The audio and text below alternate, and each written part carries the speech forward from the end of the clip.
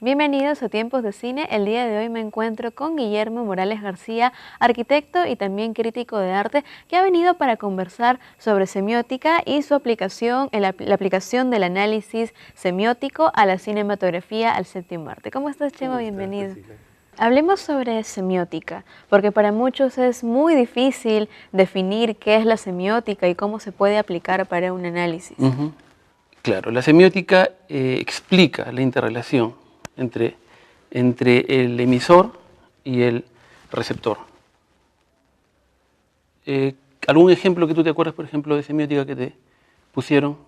Uno de los ejemplos que me dieron sobre semiótica es que justamente en el cine western que estamos tratando esta semana, el americano es representado como el símbolo de lo bueno, de lo honrado, de lo justo, de lo correcto, y el indio como el símbolo de lo malo, el símbolo de la agresividad, de la violencia y también del poco raciocinio, el uso de la El fuerza salvaje. bruta. Ajá. Claro, en este caso me estás hablando de una simbología, pero a nivel de la narrativa, ¿no? O sea, a nivel del concepto general que uno tiene del bueno y del malo.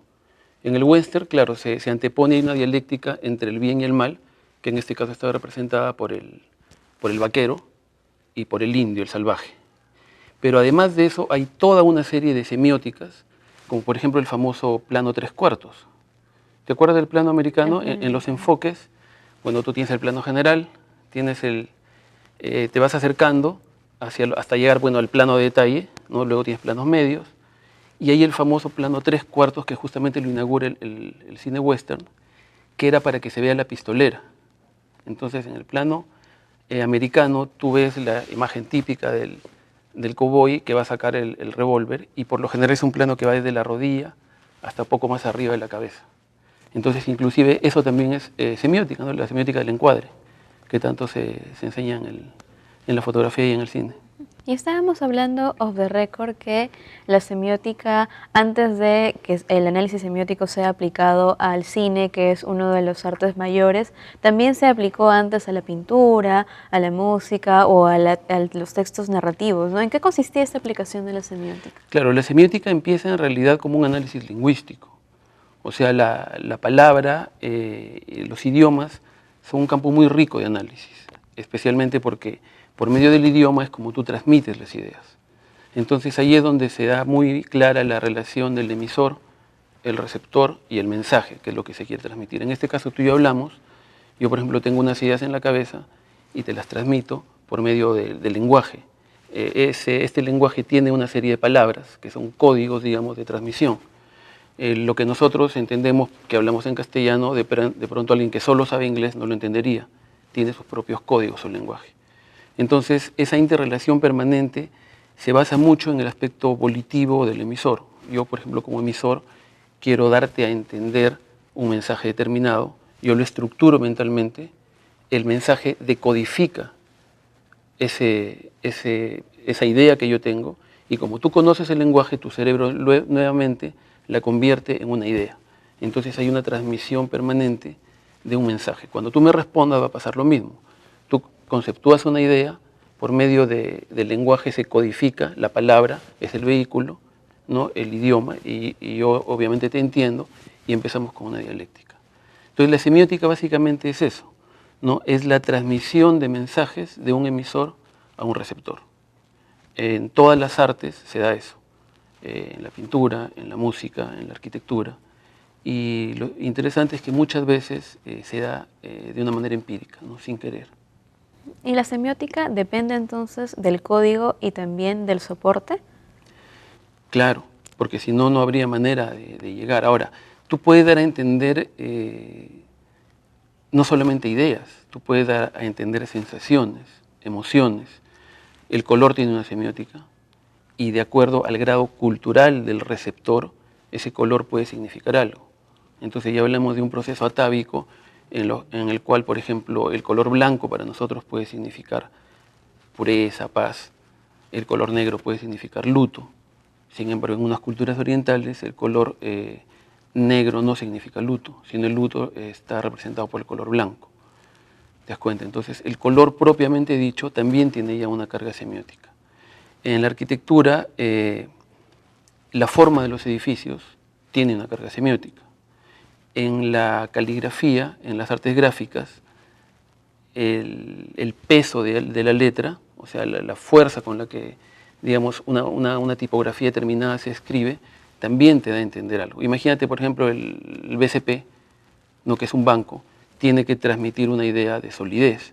Entonces, sus letras por lo general son gruesas, son sólidas. Imagínate pues, que el BCP tenga sus siglas con una letra Arial Narrow. No funciona.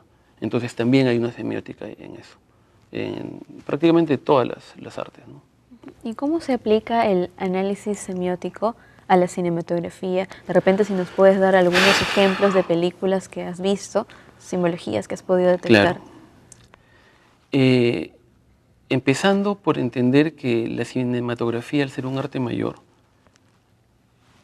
concentra un grupo de semióticas. No es una semiótica única la que podemos leer, porque los textos tienen una semiótica. En el western, los textos, por ejemplo, suelen ser directos. Hay pausas, hay respuestas, y de una calma muy lenta, el primero que saca el revólver y dispara, desencadena un episodio de violencia rapidísimo. Entonces tiene una serie de altibajos muy marcados. Eso, por ejemplo, es disparado por el idioma, a veces por una palabra. La música es otro elemento clave, ¿no? Un elemento, por ejemplo, importantísimo para darte a entender un episodio de tristeza. Un episodio, digamos, de mucha acción requiere una música trepidante, con mucho ritmo. Algo melancólico, la escena de amor de la película va a ser con una música mucho más calmada. Y tú, como productor, como cineasta, más que como productor, tú de pronto puedes empezar a intercalar esas escenas y generar efectos muy interesantes. Por decir, imagínate, y debes haber visto algunas escenas, por ejemplo, en las cuales en una batalla hay música muy rápida, ritmos muy salvajes, pero también hay algunos realizadores que de pronto en las escenas más fuertes, en lugar de ponerte el ritmo más fuerte, te ponen la música más melancólica del mundo, ¿no es cierto? Entonces hay un contraste entre la violencia de la imagen y lo lento de la música. Entonces semióticamente te están dando a entender mucho, o sea, lo otro de repente incluso hasta te conmueve más, ¿no?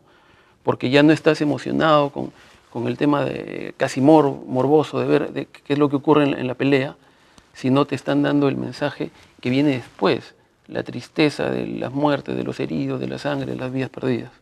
Entonces eso, por ejemplo, se transmite por medio de la semiótica. Eso obviamente requiere una idea previa, ¿no?, que es la que el realizador tiene al momento de hacer su película. ¿Y cuán diferente sería el análisis semiótico en películas mudas y en películas que sí tienen el recurso del sonido?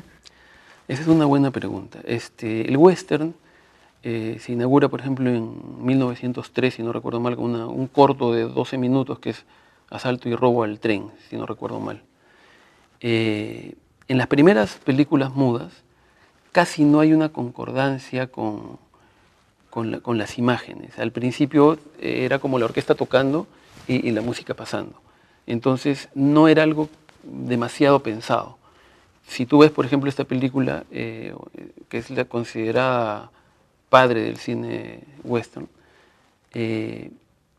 como que no hay una lógica a la cual estamos acostumbrados en el cambio de secuencias, que también debe cambiar la música. Acá no, la música camina por su lado y las escenas caminan por su lado. Entonces, el análisis es un poco más difícil porque no ha sido pensado a propósito, eran los inicios del cine.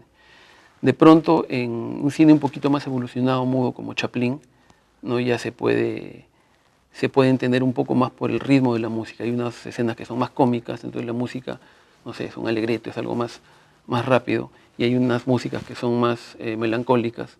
Entonces, eso está ayudándote a suplir la falta de palabras, la falta de diálogos.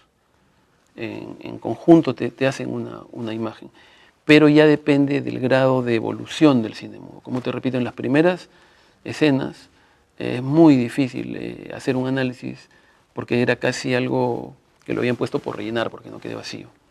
Igual, por ejemplo, en Hombre con una cámara, ¿no?, ahí también puedes tener una idea muy interesante de cómo juega la música con las imágenes, que en algunos casos sí cuadra, pero el otro, la banda sonora se pasa. ¿Y qué sucede cuando algunos críticos se apropian o toman este término de semiótica o análisis semiótico para decir, por ejemplo, comentarios como sucedió en el caso de Godard, que la iluminación de Godard tenía tal intención comunicativa y que luego se dijo, ¿no?, de que no, sinceramente Godard puso las luces así porque no tenía otros recursos técnicos en la época?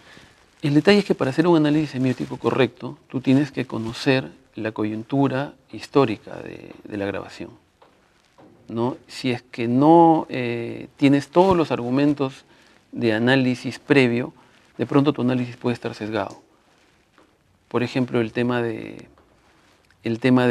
conocer ciertos elementos técnicos como ese que comentas, a nivel de la historia, te va a dar una relación de tal o cual intención del crítico, perdón, del realizador hacia la película. Ese es un tema, digamos, que el crítico tiene que manejarlo bien. Para que seas un crítico no puedes dejar pasar ningún elemento en el análisis semiótico. Y conocer la historia y las condiciones técnicas, coyunturales, contractuales, inclusive idiosincrásicas en el momento que se graba una película determinada, tienen que estar como un soporte que podríamos llamar un conocimiento previo para que tu análisis semiótico sea más correcto. Por lo general, el realizador utiliza a su ventaja ciertas limitaciones técnicas, ¿no? De pronto no puedes poner tal o cual iluminación, entonces con los elementos que tienes intentas tú que se dé la idea que tú quieres transmitir. Entonces, básicamente depende de, como tú dices, analizar el contexto. También para hacer un análisis semiótico tienes que, como nos comentabas, desestructurar, ¿no? No puedes analizar como que todo de manera muy genérica, sino enfocarte en ciertos puntos. Es que en realidad son dos cosas a la vez. Una es si tú ves a la película como un producto final, y otra es si la ves como una suma de partes, y otra es como si la película aún no es un producto final. ¿Por qué? Porque el producto final recién se va a dar cuando esa película llegue al espectador y el espectador la interprete. Muchos solemos creer que la obra en el campo semiótico, y a veces es ahí donde está el error de algunos críticos, que la obra acaba al momento que uno ve el producto. No, la obra realmente termina cuando ya ha tenido una acogida determinada en determinados públicos. A veces hay obras que no calan bien en el público y los críticos las alaban. Y muchas veces pasa totalmente lo contrario. Los críticos le dicen de lo peor a una obra y esa obra gusta en el público. ¿Te das cuenta? Entonces, la obra en sí es un proceso, al igual que una canción, al igual que un cuadro. No acaba en el producto empaquetado, sino acaba cuando ya el usuario final, que en este caso es el espectador o el consumidor de la canción o del cuadro, establece una relación con la obra. Entonces, allí es donde tú tienes que tener un rango completo para entender el análisis semiótico, viéndolo como ese producto total y también analizándolo en sus diferentes partes. Por lo general, un análisis semiótico debería ser hecho en conjunto, pero sin olvidar ninguna de las partes. Esa sería la mejor, digamos, manera de entender. Es un poco complejo, porque tienes muchas vertientes. Una sola escena, una sola secuencia de imágenes de unos tantos minutos se presta a un montón de análisis semióticos. Puedes analizar los encuadres, los planos, puedes analizar la música, puedes analizar la gesticulación, ¿no?, la capacidad actoral, digamos, de representación, puedes analizar el color, puedes analizar los textos. Entonces, hay una serie de campos semióticos que se encuentran en la obra de arte, en la obra cinematográfica. Y si tú los ves todos en conjunto, pues tanto mejor. En todo caso, no debería perderse ninguno. Qué interesante lo que nos has comentado el día de hoy, Guillermo, para entender un poco más sobre la semiótica y su aplicación, ¿no?, el análisis semiótico del texto fílmico, de la cinematografía. Agradecemos mucho que que nos hayas acompañado el día de hoy en Tiempos de Cine, en este espacio que tenemos para las entrevistas. Hasta una próxima oportunidad. Ok, gracias a ti por la invitación nuevamente. Y nos vamos a una pequeña pausa, pero luego continuamos aquí en Tiempos de Cine, el especial.